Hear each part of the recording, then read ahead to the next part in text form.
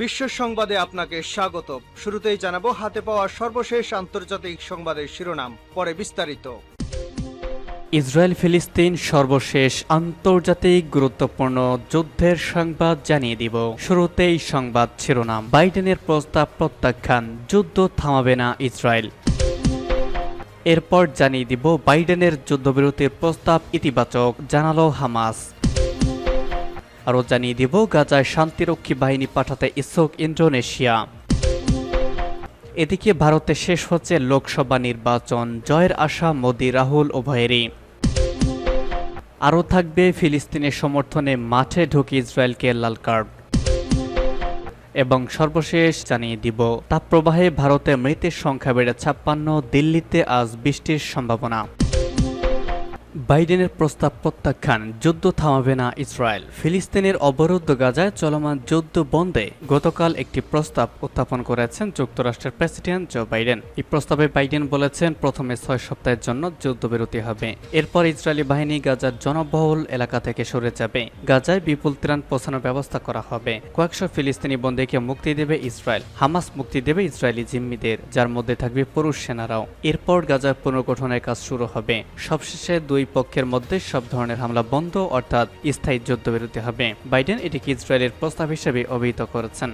তবে মার্কিন প্রেসিডেন্টের এই প্রস্তাব প্রত্যাখ্যান করেছেন দখলদার ইসরায়েলের প্রধানমন্ত্রী বেঞ্জামিন নেতানিয়াহু। আজ শনিবার নেতানিয়াহুর এক বিবৃতিতে জানিয়েছেন হামাসের সামরিক এবং প্রশাসনিক কাঠামো নিশ্চিত না করা পর্যন্ত যুদ্ধ অব্যাহত রাখা হবে। তিনি বলেছেন যুদ্ধ বন্ধ করার ক্ষেত্রে ইসরায়েলের যে শর্ত রয়েছে সেটি পরিবর্তিত হয়নি। হামাসের সামরিক ও প্রশাসনিক কাঠামো ধ্বংস করা, সব জিম্মিকে মুক্ত করা এবং নিশ্চিত করা গাজা আবারও ইসরায়েলের জন্য হুমকি হয়ে দাঁড়াবে না। হামাসের নিশ্চিহ্ন করা পর্যন্ত যুদ্ধ থাকবে। তিনি আরও বলেছেন স্থায়ী যুদ্ধবিরতি হওয়ার আগ পর্যন্ত ইসরায়েল তার শর্তে অটল থাকবে। এসব শর্ত পূরণ হওয়ার আগে ইসরায়েল স্থায়ী যুদ্ধবিরতিতে রাজি হবে এমন ধারণা বাস্তব হওয়ার কোনো সম্ভাবনা নেই। এদিকে বাইডেন যুদ্ধবিরতির প্রস্তাব দেওয়ার পর তাৎক্ষণিক প্রতিক্রিয়া হামাস বলেছে তারা এতে ইতিবাচক। এছাড়া ইসরায়েলি বিরোধী দলগুলো এতে সমর্থন জানিয়েছেন। হামাসের হাতে যেসব জিম্মি রয়েছেন তাদের পরিবারের সদস্যরাও এই শর্ত কার্যকর করার জন্য দাবি জানিয়েছেন। বাইডেনের যুদ্ধবিরতির প্রস্তাব ইতিবাচক, বলছে হামাস।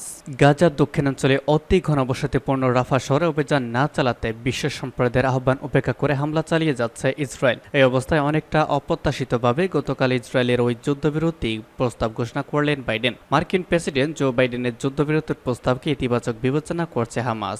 শনিবার তথা আজ এএফপি জানায় যুদ্ধবিরতির প্রস্তাব মেনে নিতে হামাসের প্রতি মার্কিন প্রেসিডেন্টের আহ্বান জানানোর পর গতকাল সন্ধ্যায় হামাস একটি বিবৃতি দিয়েছে। বিবৃতিতে বলা হয়েছে স্থায়ী যুদ্ধবিরতি প্রতিষ্ঠা, গাজা থেকে ইসরায়েলি সেনা প্রত্যাহার এবং এই উপত্যকার পুনর্গঠন ও বন্দি বিনিময় নিয়ে বাইডেনের বক্তব্যকে ইতিবাচকভাবে দেখছে তারা। ইসরায়েলের যুদ্ধবিরতির প্রস্তাবের কথা ঘোষণাকালে প্রেসিডেন্ট বাইডেন প্রায় 8 মাস ধরে চলা গাজা যুদ্ধের সমাপ্তি টানার আহ্বান জানান। তবে তাৎক্ষণিকভাবে ইসরায়েলি প্রধানমন্ত্রী বেনিয়ামিন নেতানিয়াহু বাইডেনের শান্তি আলোচনা শুরুর আহ্বানে নেতিবাচক মনোভাব দেখান। তিনি জোর দিয়ে বলেন হামাসের গাজা শাসন করা ও ইসরায়েলের জন্য হুমকি হয়ে ওঠার ক্ষমতা নিঃশেষ না করা পর্যন্ত ইসরায়েলি সেনারা যুদ্ধ চালিয়ে যাবেন। গাজার দক্ষিণাঞ্চলে রাফা শহরে অভিযান না চালাতে বিশ্ব সম্প্রদায়ের আহ্বান উপেক্ষা করে হামলা চালিয়ে যাচ্ছে ইসরায়েল। এই অবস্থায় অনেকটা অপ্রত্যাশিতভাবে গতকাল ইসরায়েলের ওই যুদ্ধবিরতি প্রস্তাব ঘোষণা করলেন বাইডেন। স্থানীয় সময় গতকাল শুক্রবার হোয়াইট হাউসের এক আহ্বান জানান বাইডেন। তিনি বলেছেন এই যুদ্ধ শেষ হওয়ার সময় এসেছে। 3 পর্যায়ের নতুন এই প্রস্তাবে গাজায় পুরোপুরি যুদ্ধবিরতি কার্যকরের সুযোগ রয়েছে জানিয়ে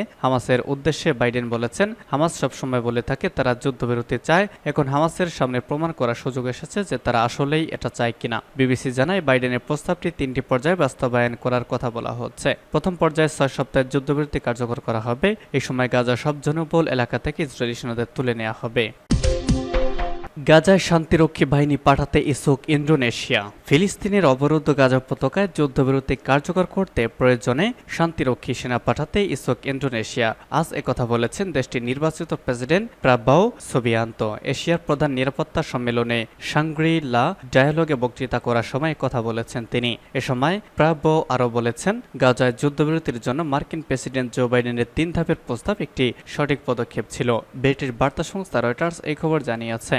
প্রবাহ আরও বলেছেন যে যখন প্রয়োজন হবে এবং জাতিসংঘের অনুরোধ আসবে তখনই আমরা সম্ভাব্য যুদ্ধবিরতি বজায় রাখা ও তা পর্যবেক্ষণ করার পাশাপাশি সব দল ও সব পক্ষকে সুরক্ষা ও নিরাপত্তা প্রদানের জন্য উল্লেখযোগ্য শান্তিরক্ষী বাহিনী পাঠাতে প্রস্তুত আছি। অক্টোবরে বিশ্বের সবচেয়ে জনবহুল মুসলিম দেশ ইন্দোনেশিয়ার প্রেসিডেন্টের দায়িত্ব গ্রহণ করেছেন ৭২ বছর বয়সী প্রাবো। এর আগে তিনি দেশটির স্পেশাল ফোর্সের জেনারেল ছিলেন। বর্তমানে ইন্দোনেশিয়ার প্রতিরক্ষামন্ত্রীর দায়িত্ব পালন করছেন। প্রাবো বলেছেন প্রেসিডেন্ট জোকো উইদোদো তাকে নির্দেশ দিয়েছেন যে ইন্দোনেশিয়া গাজা থেকে ১,০০০ রোগীকে সরিয়ে নিতে এবং চিকিৎসা সেবা দিতে প্রস্তুত। যুদ্ধের মধ্যে নভেম্বরে গাজার ইন্দোনেশিয়া হাসপাতালটি বন্ধ হয়ে যায়। এটি ইন্দোনেশিয়ার একটি এনজিওর মাধ্যমে পরিচালিত হতো। বক্তৃতা করার সময় প্রাবো আরও বলেন গাজার রাফা এলাকায় মানবিক বিপর্যয় নিয়ে একটি তদন্তের পাশাপাশি ফিলিস্তিনের পরিস্থিতির ন্যায্য সমাধান প্রয়োজন। এ কথাটির ব্যাখ্যায় তিনি বলেছেন এর অর্থ শুধু ইসরায়েলের অস্তিত্বের অধিকার নয়, ফিলিস্তিনের নিজস্ব মাতৃভূমি, নিজস্ব রাষ্ট্র এবং শান্তিতে বসবাস করার অধিকার।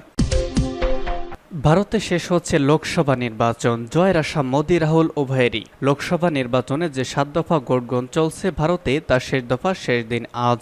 আজকের ভোটগ্রহণের পর আগামী ৪টা জুন ফলাফল ঘোষণা করবে ভারতের নির্বাচন কমিশন। বিহার, পশ্চিমবঙ্গ, ওড়িশা, পাঞ্জাব, হিমাচল সহ ৭ রাজ্যের ৫৭টি লোকসভা আসনে ভোটগ্রহণ চলছে। এসব রাজ্যের মোট ভোটার ১০ কোটিরও বেশি। বিশ্বের সবচেয়ে বৃহৎ গণতন্ত্র বলে পরিচিত ভারতে এবারে লোকসভা নির্বাচনে ভোটগ্রহণ শুরু হয়েছিল গত ১৯ এপ্রিল। প্রায় ১.৫ মাস ধরে চলল বিশাল এই কর্মকাণ্ড। এবারে নির্বাচন ভারতের বর্তমান প্রধানমন্ত্রী এবং ক্ষমতাসীন বিজেপি শীর্ষ নেতা নরেন্দ্র মোদীর সামনে টানা তৃতীয়বারের মতো প্রধানমন্ত্রী হওয়ার সুযোগ এনে দিয়েছে, যা স্বাধীন ভারতের গত ৭৭ বছরের ইতিহাসে বিরল। মোদী নিজেও এ ব্যাপারে বেশ ভালোভাবেই ওয়াকিবহাল। গত প্রায় ১.৫ মাসে ভারত জুড়ে যত প্রচার প্রচারণা করেছেন মোদী, প্রায় প্রত্যেকটিতেই জনগণকে ভোট কেন্দ্রে এসে ভোট দেওয়ার উদাত্ত আহ্বান জানিয়েছেন তিনি। ভারতে প্রতি ৫ বছরে একবার লোকসভা নির্বাচন হয়। ২০১৪ সালে নির্বাচন থেকে বিজেপির বিজয়রথ শুরু। পরে ২০১৯ সালের নির্বাচনেও বিশাল পরাজয় না পেয়ে বিজয় পায় বিজেপির নেতৃত্বাধীন জোট ন্যাশনাল ডেমোক্রেট অ্যালায়েন্স।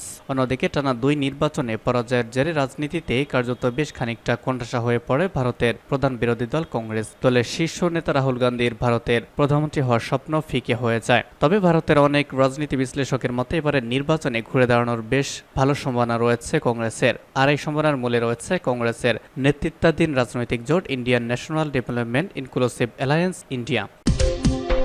ফিলিস্তিনের সমর্থনে মাঠে ঢুকে ইসরায়েলকে লাল কার্ড। নারী ইউরো বাছাইয়ের গতকাল স্কটল্যান্ডের মুখোমুখি হয়েছিল ইসরায়েল। গ্লাসগোর হ্যাম্পটেন পার্কের এই ম্যাচে ফিলিস্তিনি হামলার প্রতিবাদ জানিয়েছেন প্রতিবাদকারীরা। মাঠের বাইরে প্রতিবাদকারীরা জমায়েত হয়ে ইসরায়েলের বিরুদ্ধে কর্মসূচি পালন করেন। ম্যাচ শুরুর আগে স্টেডিয়ামের প্রধান ফটকের সামনে ছোট ছোট কফিন ও ফিলিস্তিনি পতাকা হাতে প্রায় ৪০০ সমর্থক জমায়েত হন। এ সময় এক প্রতিবাদকারী নিরাপত্তা বলয় ভেদ করে মাঠে ঢুকে পড়েন, যে কারণে ম্যাচ শুরু হয় খানিকটা দেরিতে। মাঠে ঢুকে কালো রঙের পোশাক পরা সেই প্রতিবাদকারী গোলপোস্টের সঙ্গে নিজেকে তালা মেরে আটকে রেখেছিলেন। তার টি শার্টে একটি বার্তা লেখা ছিল ইসরায়েলকে লাল কার্ড।